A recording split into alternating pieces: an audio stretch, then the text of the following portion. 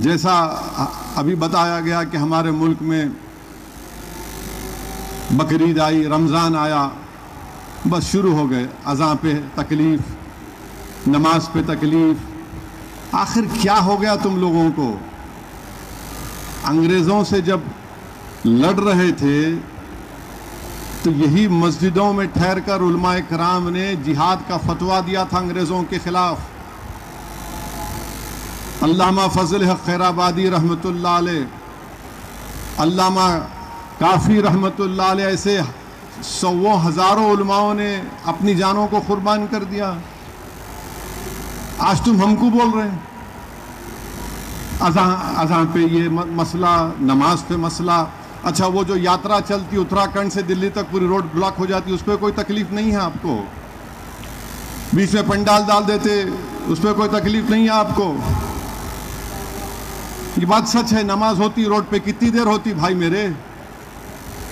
रोज का तो नहीं है ना, जुम्मे का होता या फिर ईद की होती, फिर चले आते मिलके। ये भारत में तो हर मजहब का त्योहार तो रोड पे भी होता है ना, उसको नहीं देखते, उसको नहीं देखते, आंख अंधी हो जाती है। बदनाम करो मुसलमानों को, नहीं नमाज। अरे भाई याद रखो, तुम कुछ भी कर लो, हम नमाज नहीं छोड़ेंगे इंशाअल्लाह ताला। बल्कि कई नौजवानों से, 16-17 साल के बच्चों से मैं मिला जो मेरे को आके बोले, असद साहब हम नमाज नहीं पढ़ते थे, माने कभी पढ़ते कभी नहीं पढ़ते थे, मगर ये जो रोज टीवी पे देख रहे ना, अब हम नमाज पढ़ेंगे इंशाअल्लाह जाके मस्जिदों में अपनी। अरे तुम नमाज तुम्हारी तकलीफ, अज़ां तुम्हारे लिए तकलीफ नहीं, किसी से तकलीफ नहीं है तो नहीं मोदी के भाषण से तकलीफ नहीं है उनको। एक तमाशा बना के रख दी है पूरा मुल्क में। किसी हमारे हिंदू भाइयों का त्योहार आता, नहीं अंडे नहीं बेचना, गोश्त नहीं बेचना, चिकन नहीं बेचना। क्या क्या है? कौन सा कानून है ये? क्या करेंगे आप?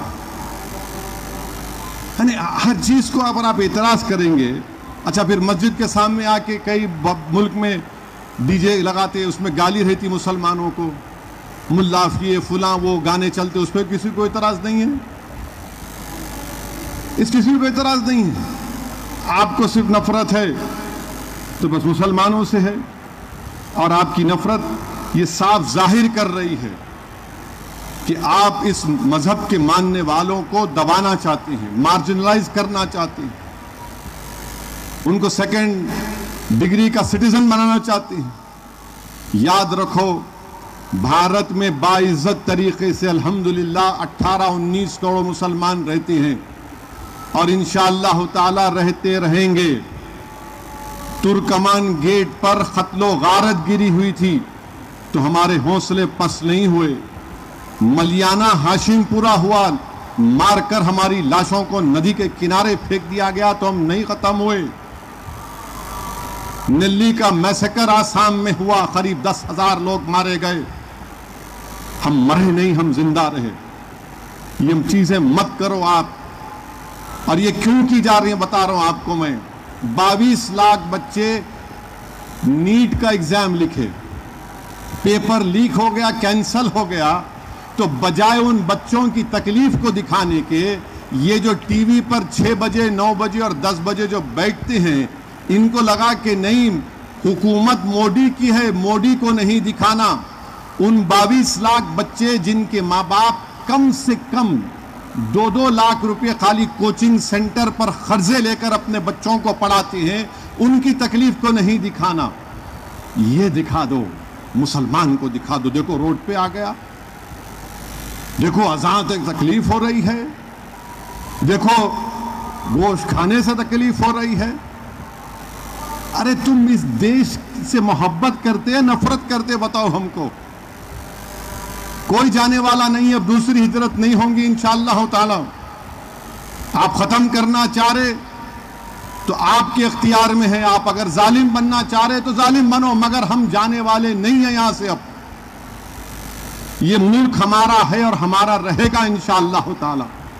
हम जमहूरी तरीके से अपनी लड़ाई लड़ते आए और लड़ते रहेंगे इंशाअल्लाह ताला। तुम कैसे मेरी मजहबी आजादी छीन सकते हैं? कैसे छीन सकते आप?